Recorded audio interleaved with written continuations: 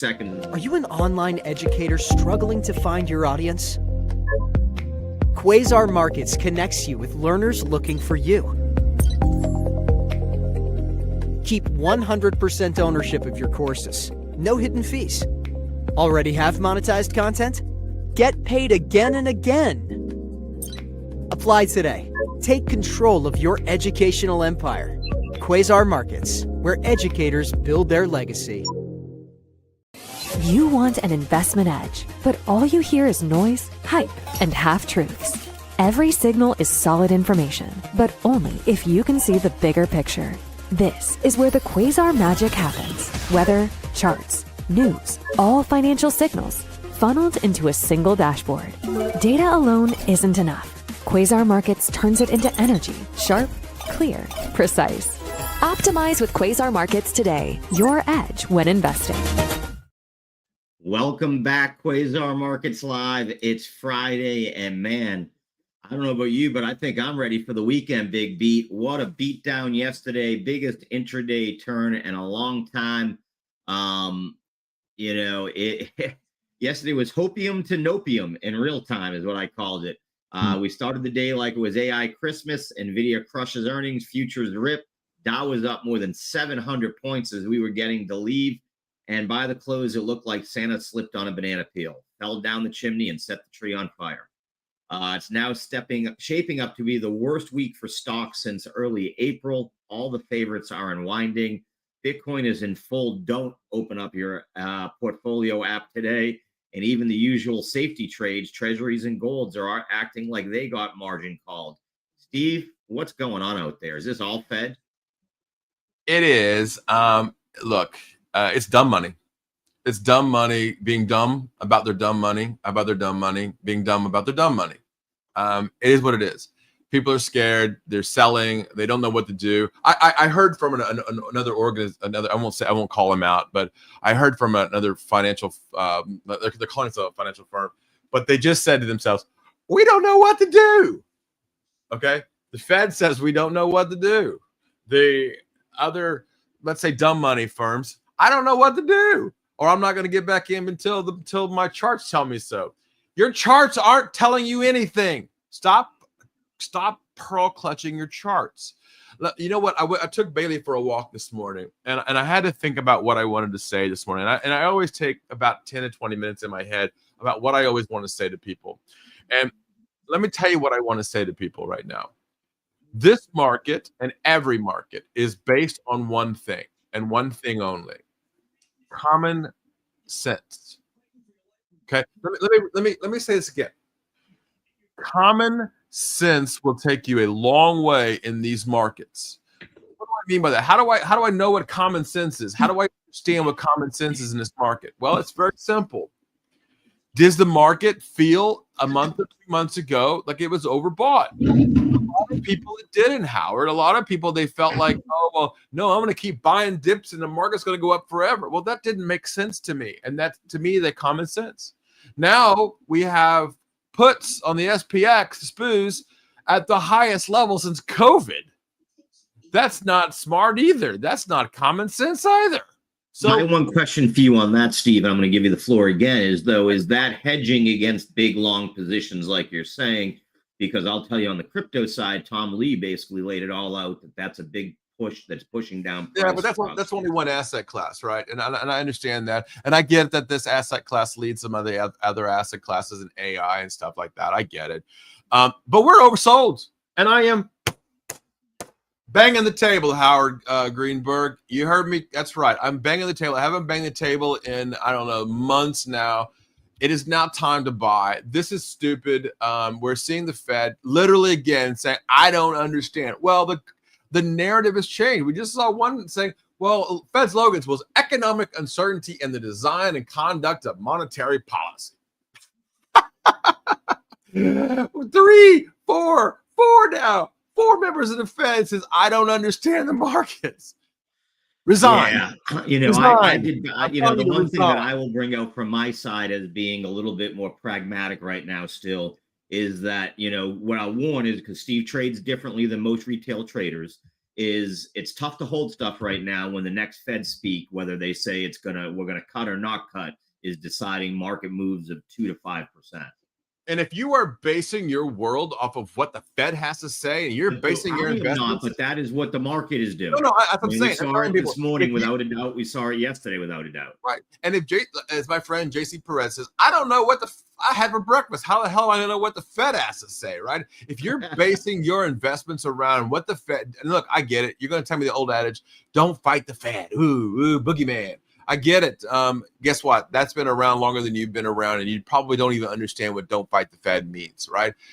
When I hear people say, "Oh, the trend is your friend," until it isn't. Well, it isn't, right? It's not about your trend. It's not about what things are happening. It's about common sense. Go back to basics. Understand what the market is telling you. The market is not telling you that the world is falling apart. It's not Chicken Little, but right now you think that Chicken Little is happening because why? Because zero DTEs and puts spreads are at the highest level on the SPX since COVID, and probably even now closing in on before that. Guess what? They got to close those options. Okay. You can say that they're hedging. You can say all kinds of things. You can try to rationalize it in your head. There's no rationalizing this. Okay. The markets are selling off because people are scared. That's why, period. Simple as it gets, right? At the height of it a month ago, people were excited because people were just excited. That's just what the market was doing. It wasn't about your charts. There were no charts telling you, hey, the market's going to go higher, because if the markets are making all-time highs, there were no charts to tell you that market's going higher. All right, so let's get back to the basics. Let's understand where we are now. And I said this on the show yesterday. All right, that's the past. How do we plan for the future? All right. I'm telling you right now, I just banged the table. It's time to buy. This is nuts, right? This selling is nuts. AI is definitely a product that's going to be, there's a reason why everybody is buying and paying for AI and paying up for it, because it's a real thing. It's going to really affect your life. This is different than .com in so many different ways. But I know people are trying to put, and I'm the same way. I'm trying to make allusions, let's put it this way, to other things in the past, not illusions, allusions, and trying to explain how to understand this market. Okay, so let me tell you what I'm thinking right now. I'm thinking to be the what? The ticker taker. As people are clamoring for the doors, be the person at the door buying their shares. When the market was pushing all the way up, I was selling my NVIDIA shares at 220 to people who were thinking that the market was going to go to 5,000, right? Now the market is sold off and it's still selling off, and you've got other firms going, oh, we don't know what to do. Well, stop telling me what to do then. Get off the air. Turn your phone off. I don't know what to tell you. Stop talking. Right? If you don't know what you're talking about, you're a Fed governor, and you literally say, I don't know what I'm talking about, then shut up. Right? You don't need to be on TV until you understand what's really happening. You don't understand the bond market? My God, we had a Fed governor this morning say, I don't understand the bond market. You don't need to be a Fed governor. You need to be going back to school. I don't know what to tell you. Right? Well, do you think he wasn't? I mean, I took that more as, you know, what I just put up on the screen, that everything's going down while they're saying they're not going to cut, and it's more about they don't understand. They don't have a choice, Howard. I've said this many times. Yeah, I mean, I hope. I don't know. Because we just had another Fred Logan just came out and said it's hard to support it. Right. Hard to support. Yeah, hard to support when you don't know what the data is. Right. I get it. Okay, I'm happy to give you Quasar markets, but let's get real down to brass tacks, right? It's when the narrative changes, and that's what I'm saying right now, right? The narrative was, let's cut rates so that we can push the markets up, because that gives more fuel to the fire to push the market up. When that's why you do that. The other reason you cut rates is because the world's not so good. And when that narrative flips, that's what people are wondering about. They're wondering. They don't know. They don't understand. The Fed doesn't even know what's going on. They're telling you that the economy is good.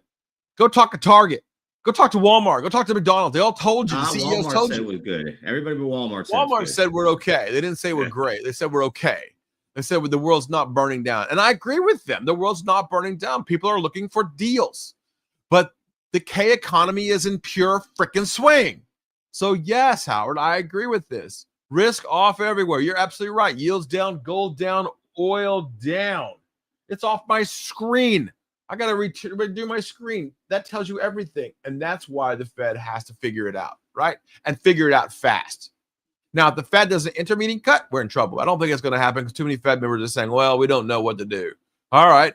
Well, you're now basing they're not going to get together before December 10th. Right. Because it's they might. They don't say that. They might.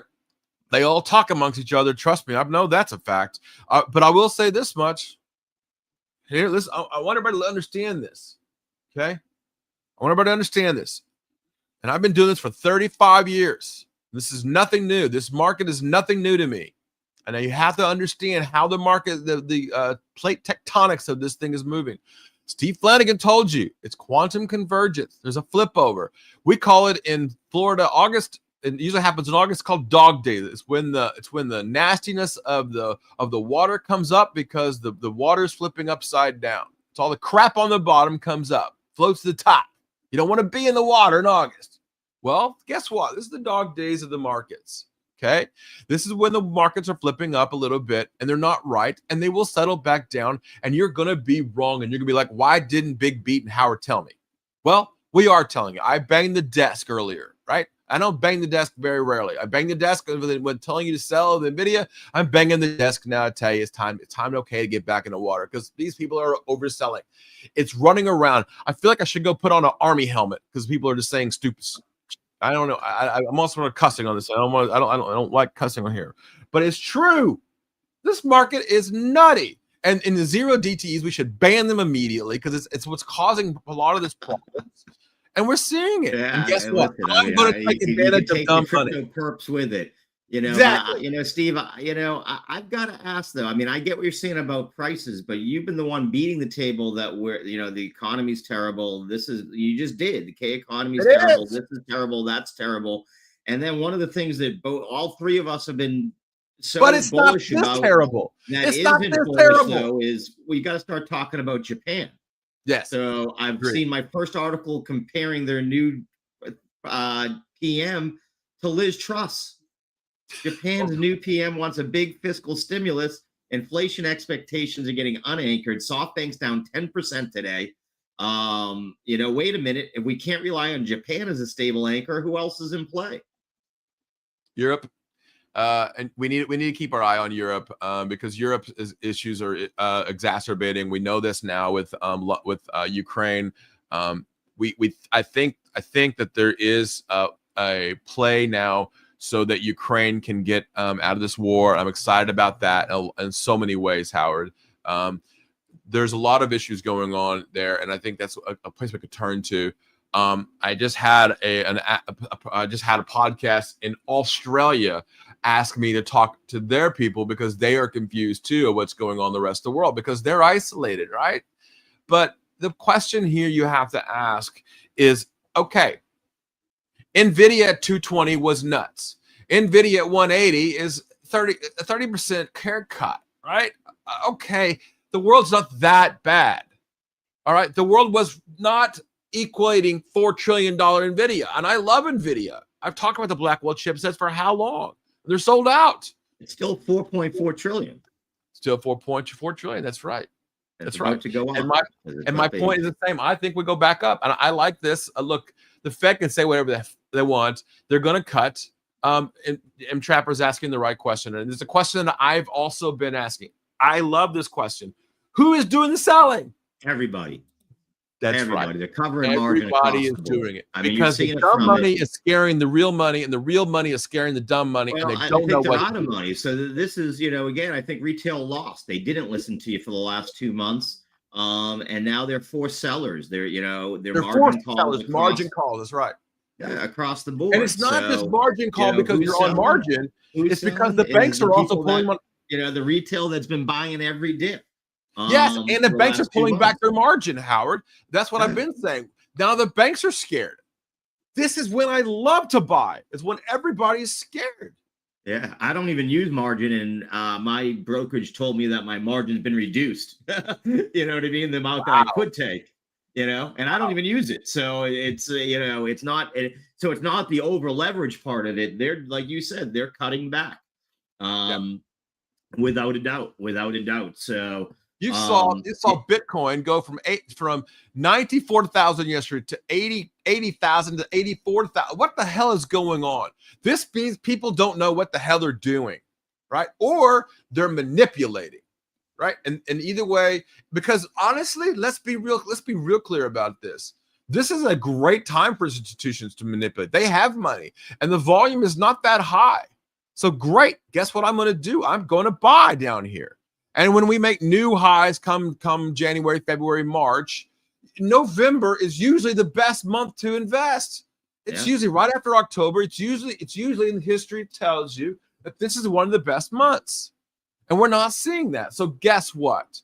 I'm taking advantage of history. I'm taking advantage of dumb money. I'm going to take advantage of institutions, and I'm going to buy.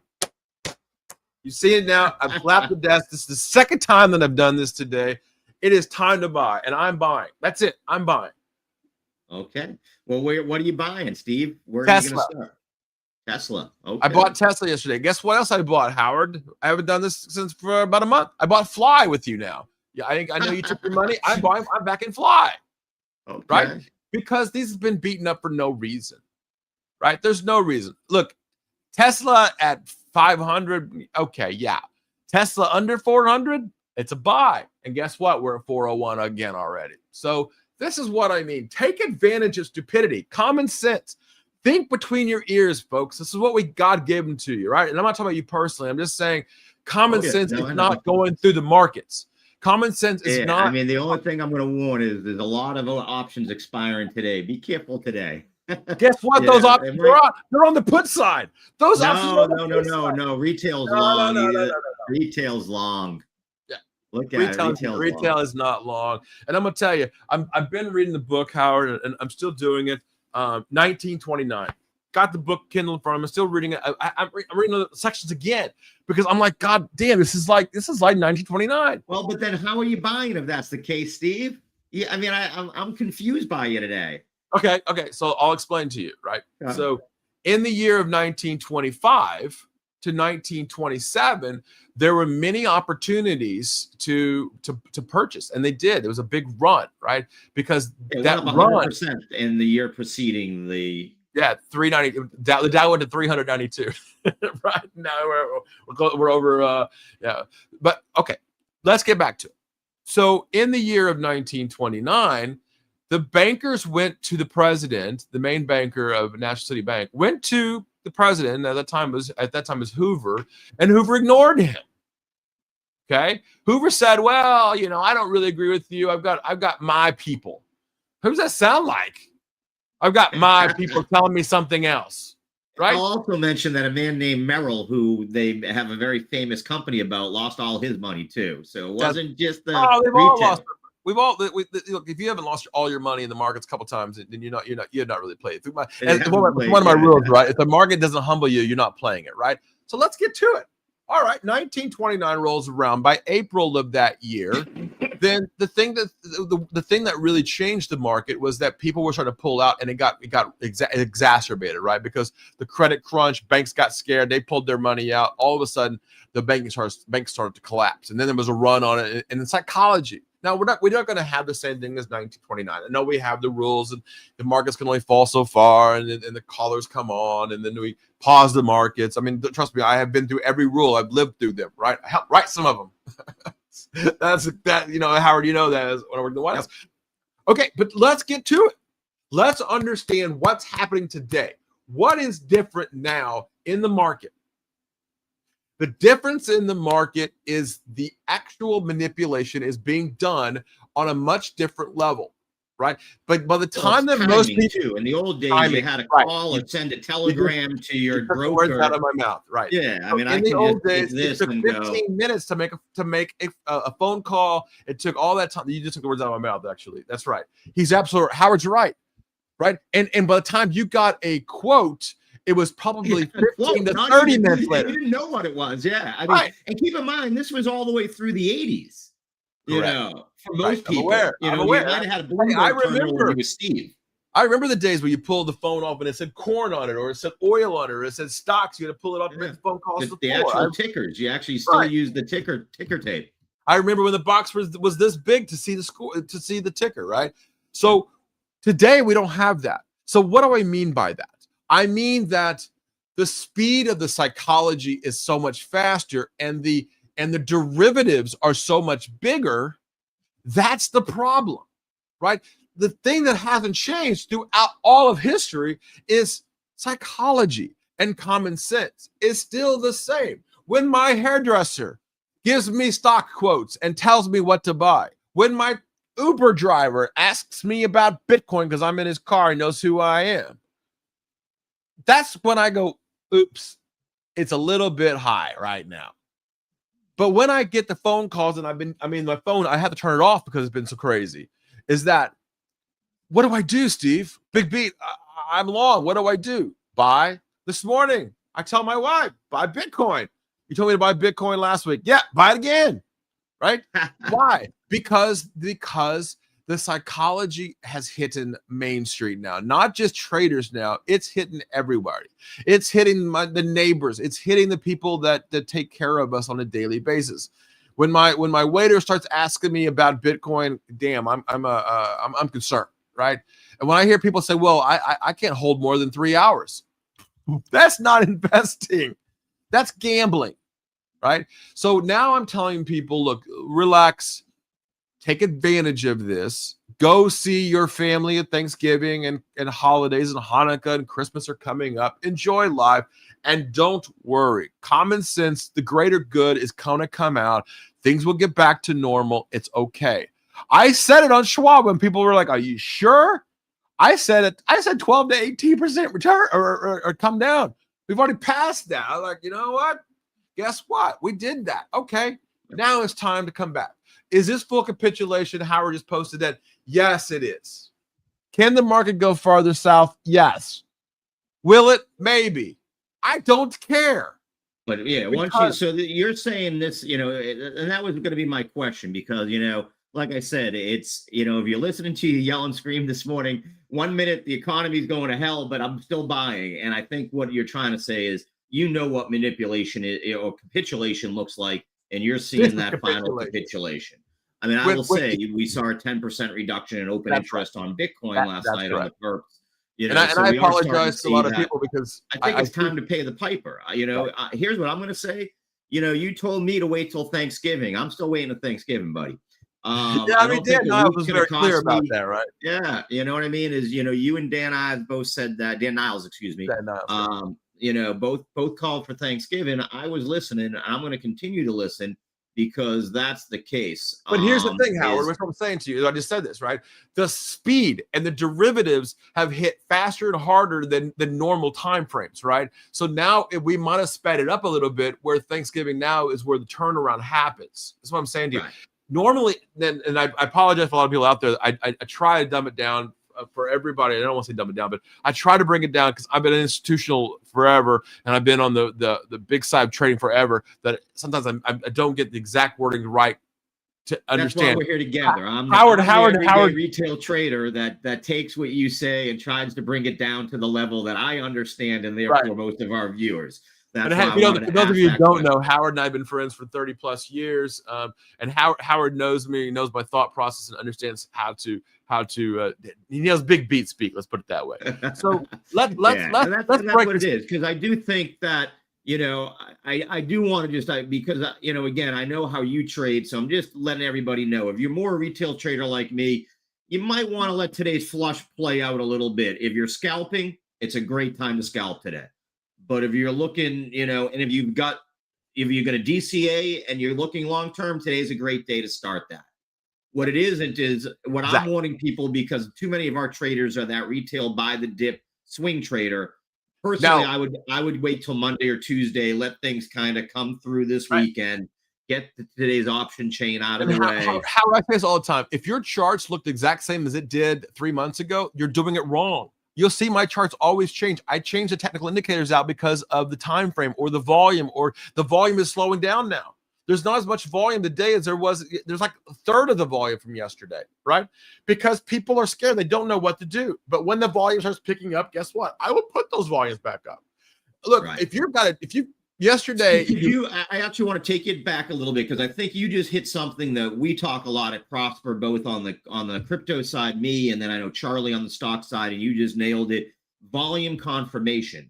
And if you would maybe pull up one of your charts to show what you look for from volume confirmation, I think it would be really helpful to our viewers today. I will definitely, because it is something. It's something from the crypto side, from every side. You got to look out for the fake out versus the breakout. And what I'm asking Steve is to show us, what does he look for to see that volume's coming, not just price. And I'll do it from your perspective too, Hondo. I will bring in the Bitcoin. There we go. For those of you who were, I did a special show the other day. I did this again. This is Elliott Wave. And for right now, Elliott Wave is very, very important on your charts because we are in that breakout period, right? So the other day I showed this line, right? This was the Elliott Wave. We're about to turn around and go back up on Elliott Wave, right? Look at MACD. We are so oversold on so many levels. It's not even funny. And look at the volume. The volume over. Okay, so let's go back to where April was, right? Where that big sell-off happened, right? Yeah. Guess what happened? Low volume. But when the volume changed and turned around to the upside, it preceded the move. Okay, we're seeing high volume. And the reason being, on the crypto side, I will jump in for 1 second, because that volume was the capitulation Steve's talking about. That's right. Absolutely. Now we're looking at it from a different perspective. Now we're oversold. So we're oversold based on years of oversold now. We are way oversold. The weekly still, Steve, if you go weekly, I know you like to zoom out. You will see that RSI could go a little, where I looked as I'm comparing, remember, I'm reversing. To me, This is our 2021 crash. We are still, here's a weekly chart as Hondo is talking about here. We're oversold on the weeklies too. Yeah, but not quite. Go back to 2021. I understand. We're right about there. That's why I'm saying I think there's just a little bit more time. There's going to be little bit more. But look here. Look at this volume. This is not the volume that I want to see. I want to see this kind of volume. Exactly. Right. And we're going to see it. It's going to turn around and it's going to change. And there's your CCI that I like. There's a lot of other applications we can put on, and you can see here. Most of the indicators are telling you this is the bot, or if we're not there, we're very close. There are just a few more to tick off, like you said, and volume returning is the key one on Bitcoin. Right, and you'll notice you'll notice I've also added Andrew's pitchfork, which, for those of you who are a Fib fan, for those of you who don't know what Andrew's pitchfork is, this lines here, Fibonacci within a pitchfork. That's why I call it pitchfork. It's like a pitchfork. Where is that the line? Is that zigzag you have, your orange? Yeah. Yes, zigzag, and we also have on, and of course, you can see here my pitchfork here to the upside. That's the same thing I'm looking at here. We can move that for you if you need it to. I'll pull it there. Look at this line. It's almost perfect, right? That's what I'm saying. Most people can't even tell you what I'm even showing you. If your technical indicators don't even look like half of this nonsense, then close up your technical analysis and don't listen to those people, because they don't understand technical analysis. There's over 8,000 technical analyses, and I can teach almost every single one of them. Teach professor-wise, right? Because I've been doing this for so long, and I'm part of CMT Association. Love them, listen to them. They know what they're talking about. If you don't have that level of understanding, then don't try to explain technical analysis to other people. Okay. Let me show you something else that I'm going to show you here. I'm going to pull up a shoulders.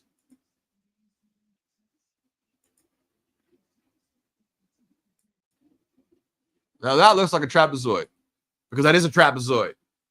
That's a shoulder, right? That shoulder is telling me we're boxing in. And I'm telling you right now, we are over freaking sold.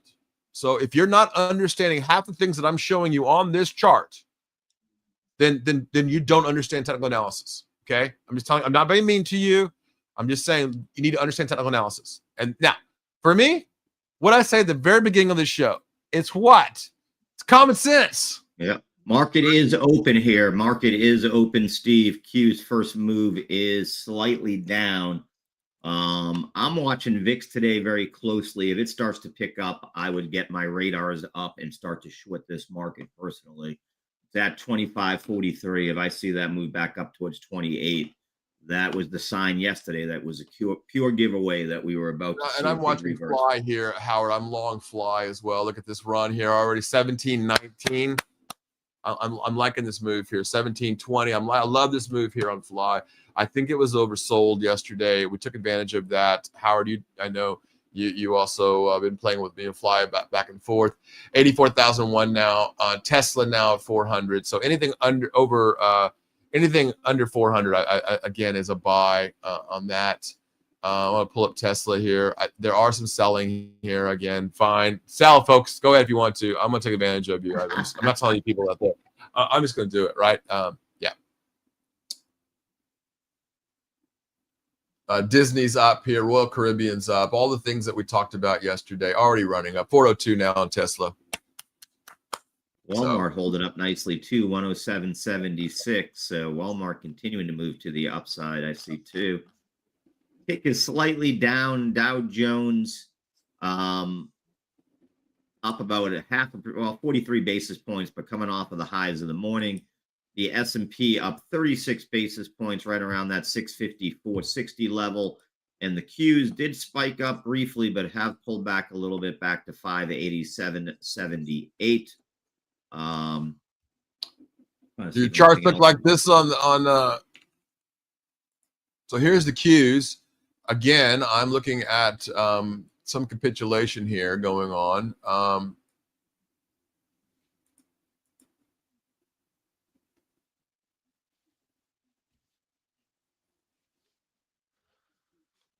Not really a big move either way right now. The volume is low. People are scared, Howard. Decline 1,600. Yeah. I'm not scared. I'm buying. Buy. Steve, Hold your nose and buy. Point out, I don't know if you saw it. CME Fed Watch, biggest switch overnight that I've ever seen. Just what I tell you yesterday. Ignore that goddamn thing because they don't know. That thing is now being taken over by other people. Don't worry about it. Don't just ignore the CME Fed Watch. Yeah, I mean, I get it. I am not worried about it, but it is so crazy, so crazy. Steve, if you're out there, come on in, bro. We need you in here now. Let's just do this now. Love it. 1740 now on Fly. Boom.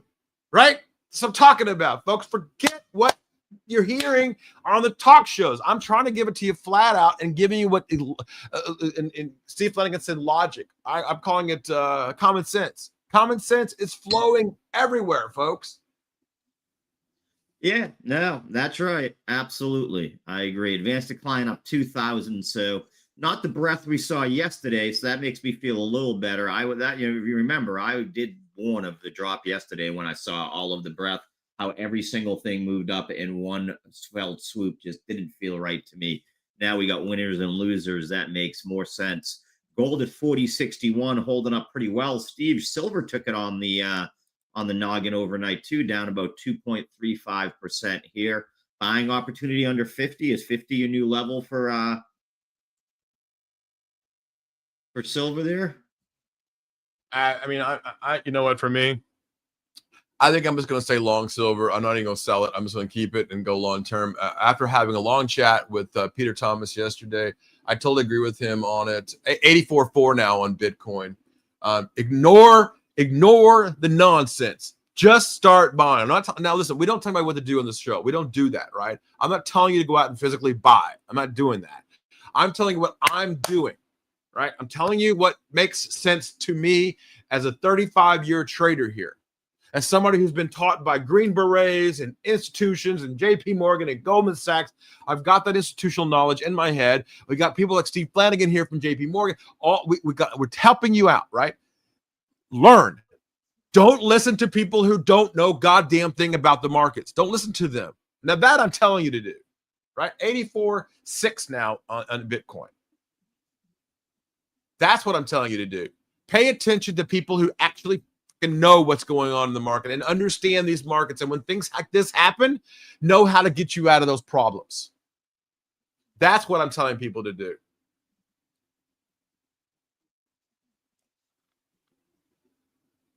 We are coming up. I'm going to warn you, 87,259, the key resistance to watch on Bitcoin today, 87,259, that area. So still got room to the upside. I'm not scared, Howard. I'm long, I'm proud, and I'm happy. I mean, especially in absolutely, sir. Well, you know I'm always long Bitcoin. Just want to say a big shout out to wow, Mel Kiper again, huh? That's Kim. Kim is the best. One of the crypto crew, one of the big Prosper folks. Kim is amazing. She is great people. Great move, 84,750 here. Nice move to the Great upside Turner here now on saying Bitcoin. this is actually super helpful. Love seeing smart analysis like this in my feed. Love it. Yeah, we're trying to help you folks. 85,000 now on Bitcoin. Did you get scared or did you buy? Right. So I'm saying to people, it's like, I don't like scared. I love scared money. It makes me happy. Makes me very happy today. That's what you're seeing. Right. That's what you're seeing. You're seeing it full blown in front of you live. Right. So this is what I'm trying to help people and to get through some of the nonsense that we've seen over the last few days. Guess what? Those shorts they're going to be buying today. They're going to be covering their shorts.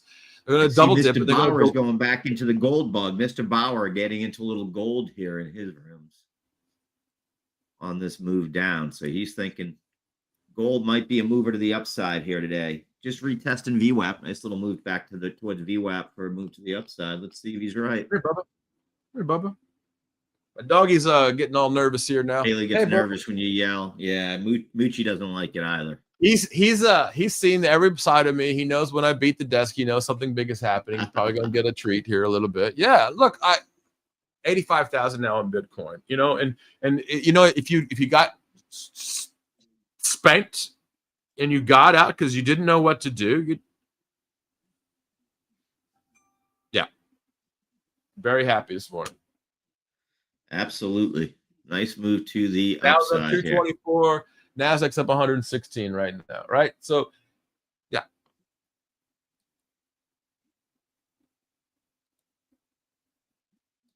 NVIDIA still continuing to slide here down 1.36 to 178, Steve.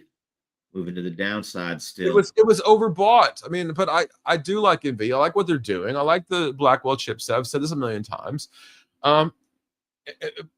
But the AI theme is not overplayed yet. We're in the first inning. I've heard this nonsense when I heard it about the .com era. Okay, remember when you just put. You know this, Howard, when companies would talk about how much Bitcoin they had, or they're going into crypto, they're going to be a miner now, and all of a sudden the stock would jump up because they're a miner now. Well, I'm not buying a company because they're a miner. I'm not buying a company because they're into AI. Every company is going to be an AI eventually, right? That's just silliness, right? But the pickaxe and the shovels are telling you where the money is flowing to. So common sense would tell you that, hey, if Microsoft is restarting 3 Mile Island, maybe they need energy because there's a lot of people going to be using AI in the future. That's common sense. The one that's weird to me right now is the 3 sectors that are down, and 2 of them usually considered defensive in energy and utilities, and technology being the 3rd that's down. That's a little weird that those 3 are down together. Because they're also the 3 ones that have been the most up too, right? But I think Bitcoin here runs a little bit. I think we break this 85,000 here. We could run here a bit, and looks like they're taking some shorts out right now, but again, $1 billion worth of longs went yesterday. It's not going to make up for that. No, I don't think so. But I do think, here we go, 84,933, almost there, the high of the session here. Yeah, we just broke to the morning session now, and it should hit 85. Yeah, let's see. I told you, everyone up to the 87,259. It would be a normal recovery. Relief bounce. It would have to break that to be something that matters. I mean, and you can't talk about NVIDIA without, obviously talking about it on CNBC. So let them talk about it on CNBC. Tesla back trying to regain a little bit of strength here, but I see a little bit of weakness kick in here. Ticks come down a little bit, advanced decline down a little. I'm not playing for today. I'm playing for the next few weeks. I'm long Tesla because I think that the stock at 400, under 400 is a buy. Absolutely. So yeah, that's what I'm doing, folks. We do see a little slide into the defensive plays as the rut is up about 43 basis points, actually leading the indices here. So small cap rotation a little bit here.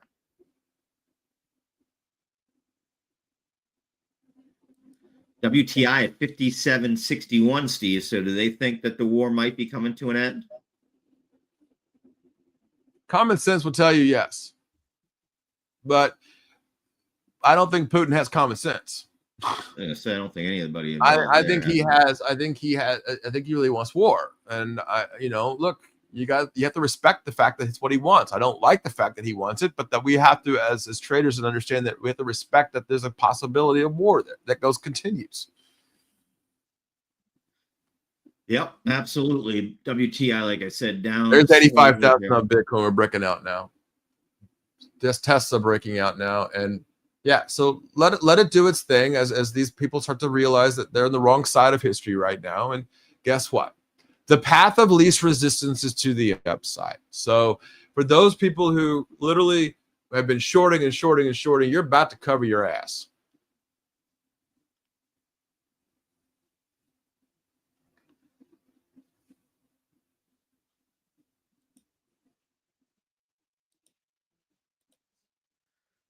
Trying to see if there's anything surprising on the movers here this morning. DraftKings up 4.41%. We're back to gambling again. Is that right? Yeah. Yeah, I guess. All right. Zelensky just said Ukraine is facing a choice of losing the major partner of Ukraine's dignity, which or dignity. I think Zelensky now says Ukraine will work fast and constructively with the United States. So it looks like Zelensky really does want out of this war here. I do think that's the case. If that is the case, then yeah, that's one less thing. But we still have China and we still got Taiwan and Japan. So, there's still an issue there. So, we got to be careful that we don't, there's still some issues out there to be careful about. But yeah, I'm not too worried about that side of it.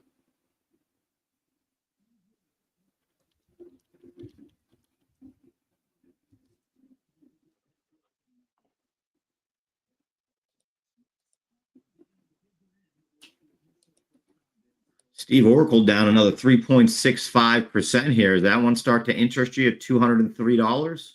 No, I was asked yesterday about Oracle, and I said, look, it's old tech compared to the new tech. No, I don't think so. I still don't like Oracle. I'll tell you what I do like. You've been asking about this for a while. Berkshire Hathaway. Oh yeah. So today when they're up, you didn't like them yesterday when they're down. What are you, a retail trader who only like to buy things when they go up? No, but you know what? I like the sell off yesterday. Guess what? If the rates are going to come down, then finally, and we know that they are now. I think Berkshire Hathaway does very well in the housing market here. I think it's been beaten up enough. So yeah, I do like Berkshire Hathaway now. Okay, there you go. Wow.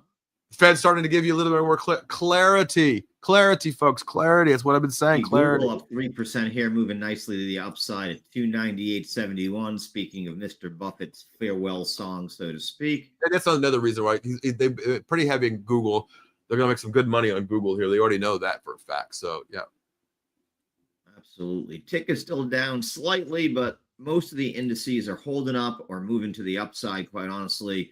We see the Dow Jones now up about 50 basis points, the S&P up 29, Q's up 28, and the rut is leading the way up 48 basis points.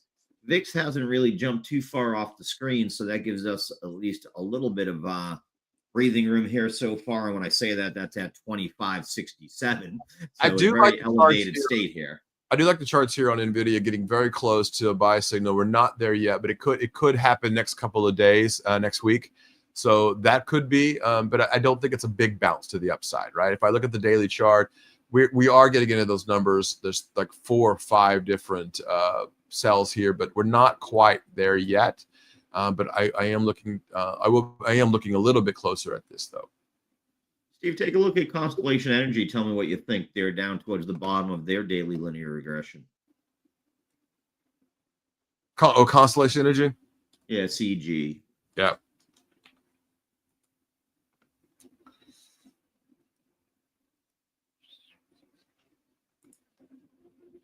Yeah, I just don't think it's quite there yet. There's still some selling. A bit of downside. Still, the other one I was going to ask you to look at, one you've been talking about recently, Intel, at 33.59. Does some of these start to get interesting to you? Again, I said no when that big bounce to the upside on Intel happened, with all that talk about, all the, we're going to go back to the basics and we're going to invest in.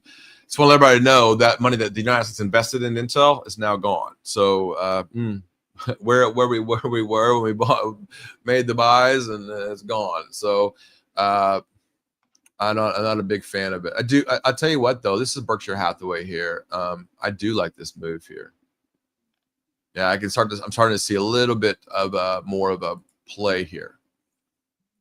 Okay. Steve, one you were a fan of that hasn't performed as well as the others, Nike, just hit the famed death cross. What do you think there?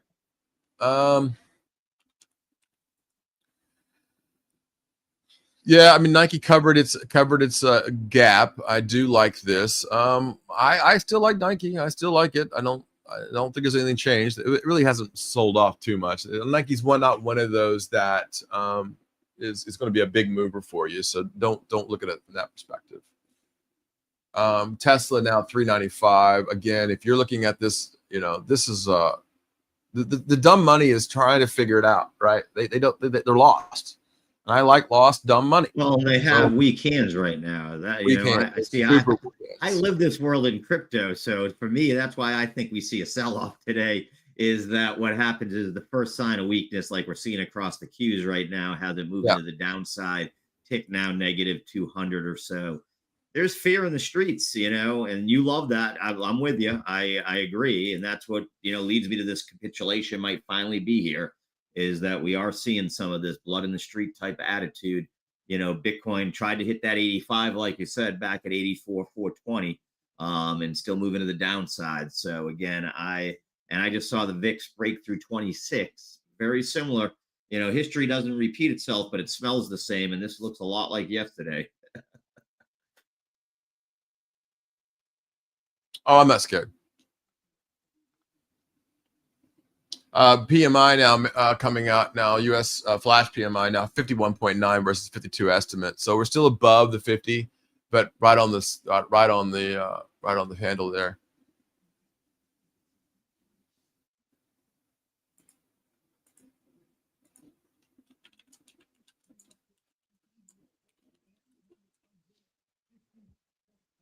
That's by a nice move to the upside here. 2.72 to the upside. Did notice that we have a decent amount of retail reporting pretty well. We had the gap overnight, had some pretty good earnings in there. Let's take a look here. I'll share with you what we've got going on the screens. And what I'm personally looking for so far. Like Steve said, NVIDIA still getting hit here down to about 178.02. It's kind of interesting. I'm sort of looking to see if it fills this gap back down to 170 or so that it jumped up from on the 9th of September as a positive entry point there. I am looking for some things to play with later today. Like I said, though, I do see some weakness maybe here that's hitting across the ticker. We'll see how that turns over the next few minutes. Again, very early in the trading day, algo is sort of winning it here. I do think that there will be some short covering. Steve expects a little more than I do there. I'm not quite as positive on that, although the tick nicely just jumped up to the positive side, 270. So we do see some buyers stepping in as the algos step away. So that's a good sign there. Bitcoin holding above VWAP here is a good sign. If it can hold above that 84 area, would be a solid start to our day. WTI down at 57.45. So they are saying maybe they trust what we're seeing overseas, and we get some relief in the Ukraine. That would be fantastic to see. Notice that most of the banks were up earlier today, now really falling off. So, wow, financials falling off here. We had seen JP Morgan, Bank of America, Wells Fargo, Morgan Stanley, and Goldman Sachs all up here, and something just spooked the banking sector. I'm not quite sure. Let me get my tweet deck up here so I can see what it is that's hitting us.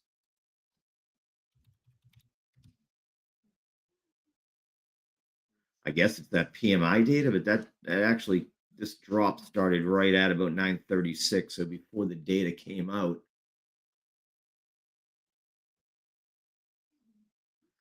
Just the only thing I really see is the PMI data being covered by everybody. I don't really see much else there. I do see Mr. Flanagan has joined us, so let me get him in here and let's see what the internal optimist has to say today. Mr. Flanagan, that glass is not only half full, is it overflowing the sides? Oh, yeah. I think Steve's kind of hammered home a lot of points today. And I couldn't agree more.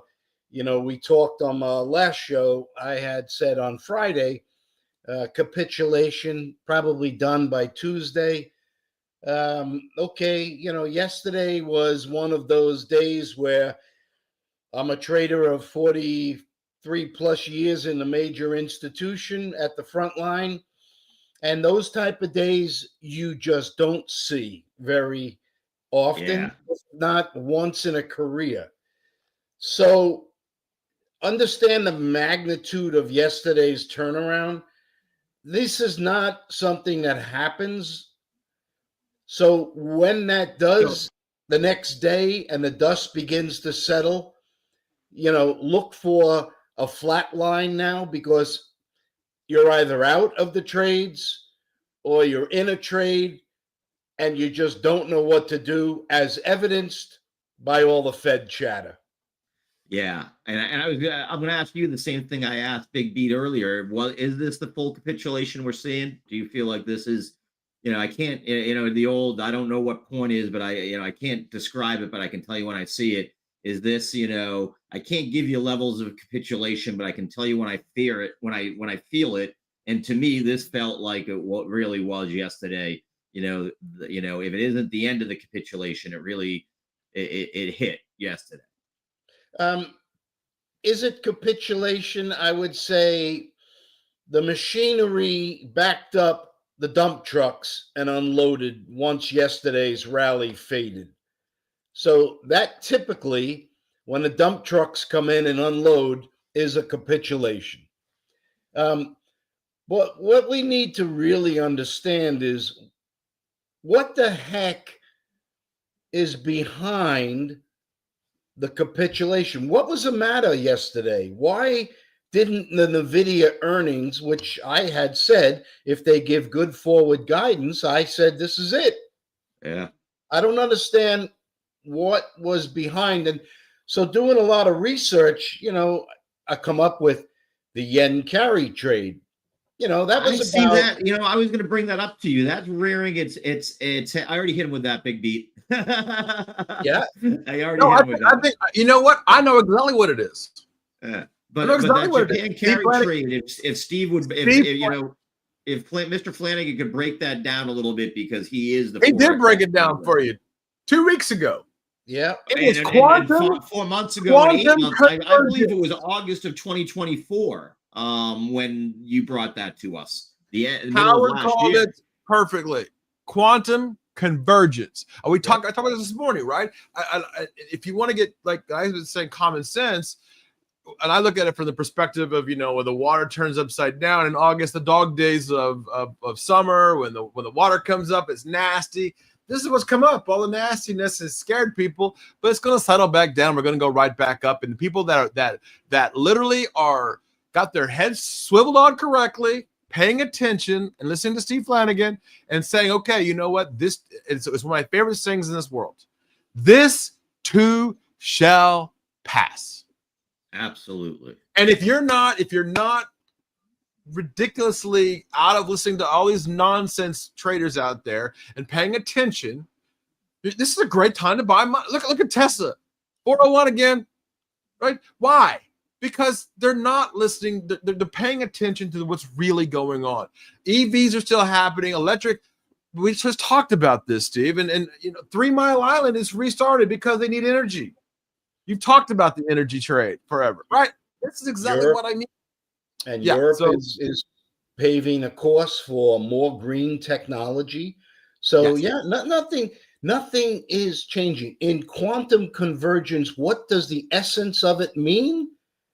Out of chaos comes unity. Well, are we not as chaotic as ever right now?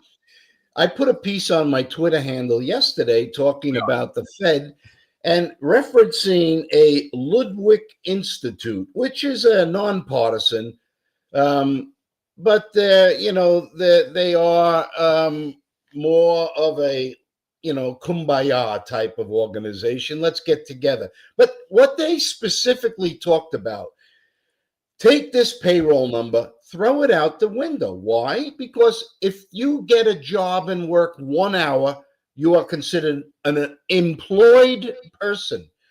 Yeah. But let's break it down. What about those people that are unemployed? Let's count that. Second, let's look at the people that are now, my son, for example. The company suddenly cutting all his hours. Why? Because they play with that 29-hour rule. So they don't have to give health care They and don't have to benefits. give health care and benefits. So they're kind of at the waterline now because they're only working part-time, but they want to work full-time. And what about the people that are working full-time and only making, let's draw a number, $25,000 before taxes, and they're at the poverty level? They're employed. So the Bureau of Labor Statistics, the BLS, they include all this. So they say 4.4% unemployment. But interesting, this Ludwig Institute refreshes 2 weeks after the payrolls report. Their last report had unemployment at 24.3%. This is the disconnect that you guys have been hammering home for months in your K-shaped recovery. Yeah. This is the disconnect why everybody says, look at the Fox News poll. They actually hammered Trump and said, it's your fault, the economy. I don't feel good. You keep saying it's good. I don't feel it. And people don't feel it because the number of unemployed really is 24%. Yeah, and I just brought this number up. I think a lot of people don't really understand unemployment numbers. For those of you who don't know, I use Fred a lot. That's the Federal Reserve Bank of St. Louis. They have lots of great data there as well. But there are different types of numbers on the unemployment numbers, and the one that I mostly look at is U6. When you look at the unemployment numbers that the Fed's looking at and everybody's looking at, 9 times out of 10 they're looking at other numbers that are just the unemployed. There are people who drop off the rolls because they stop looking for jobs, and that's the number. That's U6. That's total unemployed, marginally unemployed. The one that Steve Flanagan was just talking about. That number is 8% right now. Yep. Not 4.1%, 8%. Right? Yep. That's what the difference is. That's why people aren't feeling great about life. And we're talking about, you've got to go back to 2006 and 7. We know what happened then. You got to go back to 2001, 2002. I mean, obviously you've got the .com bust and you've got COVID, that's an anomaly, but 8% is not a good number. Not a good number. And Steve, this is the point of why the administration is hammering the Fed. And people say, oh, the Fed's losing independence. The Fed is focusing on a 1960s lost bygone era of data. They're not looking at the new economy. And this is your quantum convergence. The new economy, the people that are running governments in Europe, Mario Draghi, another man out of the business world who is hammering Europe, saying, a year ago, I told you the changes to make. And then this year they say, we reviewed the changes. You've made none of them. Now, today, even Lagarde is saying, the ECB has done everything we can to give price stability because they're roughly around the 2% inflation rate. And she says, now it's time for your governments to get your butts in gear. So the Fed is so lost. look at those comments yesterday, and again, they're coming out today. 4 of the members said, I don't know. How can you be a member of the board of governors of the federal? This is the bank. This is the head of the banks, and say, I don't know. Okay, I'm glad they're honest about it. Let's start there. Okay, you're honest, but you don't need to be a federal board. If you're doing it for the perks and then sit in your white ivory tower, resign. And that's me telling them to resign, right? Because if you don't know, you're supposed to be Harvard educated, Yale graduates. As you say, they're academic. They don't understand the business world. That's right. And they're lost on bygone era models. So, let's bring it simple. Let's keep it simple analysis. I'm in the front of the boat, the Titanic, and I'm going, hey, Captain, there's an iceberg dead ahead. And the captain goes, what should I do? That is the Fed. And the people like us, people in the marketplace, the markets themselves are turning to the Fed going, hey, what are you guys doing? What are you watching? And they're like, I don't know. Which way do I go, George? It's horrible to have to make it so simplistic, but we all kind of understand there is a problem going on. The yen is beginning to influence it. Typically, when a carry trade is forced to unwind, I borrow yen at next to 0%. I sell the yen and I buy dollars, and then I invest in the US. And my marketplace goes up. NVIDIA goes up 15, 20%. Now, why does it matter? The yen suddenly weakened sharply. Last week's close was 154.52. We're at 156.74. Well, that's actually a good thing on a carry trade, because as the yen weakens, if I sell my dollars to buy back yen, I'm going to have a lot of yen to repay my loan. So I'm actually in the money. The problem is when moves happen rapidly. Suddenly the BOJ coming out saying, hey, we may have to intervene. Head of the Bank of Ministry of Finance that controls intervention said this is an abnormal and volatile move in the currency markets. So you're getting all these things on all these different fronts hitting at the exact same time. And the market, money moves first, says, I'm worried. I see yellow flags popping up all over the ball field. Get me out. Get me out. When they actually get out, the wave of selling is relentless in a computer-driven market. It's exactly what I said this morning. The problems are being exacerbated by zero DTEs. It's being exacerbated by it's still psychology, Steve. But the problem now is that we have vehicles that 100x and 300x that just scare people. They don't know what to do, so they just 100x everything, and it's like gambling. So they're getting screwed hard, and I hate that. And just to expand on exactly what you said, think of the ETFs, which we all invest in, and the ETF takes a basket of trades, right? It has, if you're in a high-tech ETF, it's got NVIDIA, IBM, it's got them all. But when I say sell, and I say maybe I'm a very large fund and I have a very large exposure, and I say sell 10,000 shares or 5,000 shares, the machine gun spits out all these orders into the marketplace. And anybody from the old days that studies price and watches a ticker, that's what that is at the bottom of the screens that go across, and suddenly sees sell, sell, sell, and they go, whoa, whoa, whoa, I better sell. And this is how it perpetuates. Back to your question, Howard, this is kind of, yes, a capitulation. When the machinery stops, and I would think that today it will stop, let's watch how it opens here. I would say let's get through 1 hour of trading, and if we're not seeing any, solid moves, then we're close to a capitulation, and then the curveballs start to come in. Watch Europe and Ukraine, Zelensky meeting today on an urgent meeting, because Ukraine is crying, no mas, I've had enough.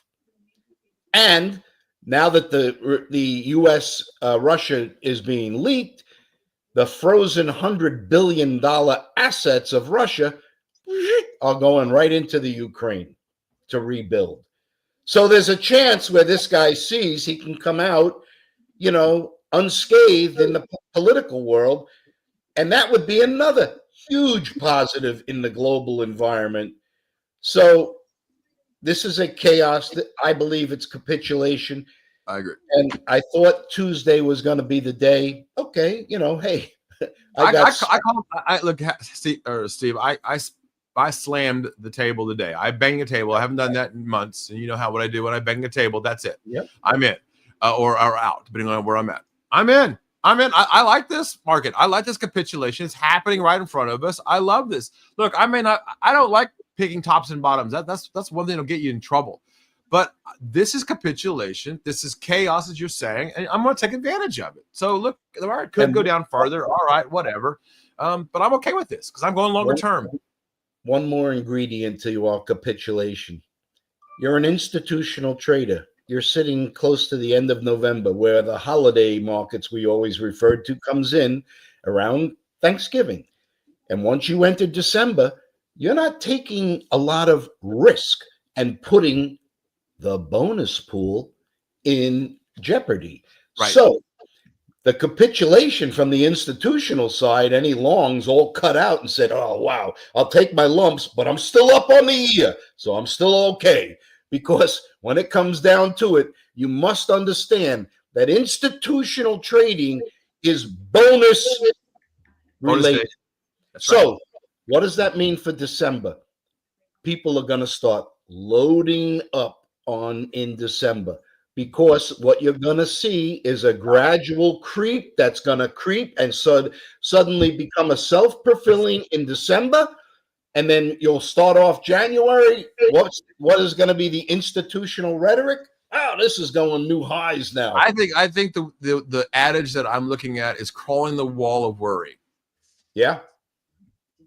Okay. I think that's the adage that I'm going to use for the rest of the year, but I'm long going into the end of the year. I think you're right, Steve. The bonus institutional money is going to go flying back into it because the window dressing is going to have to start at some point. That's right.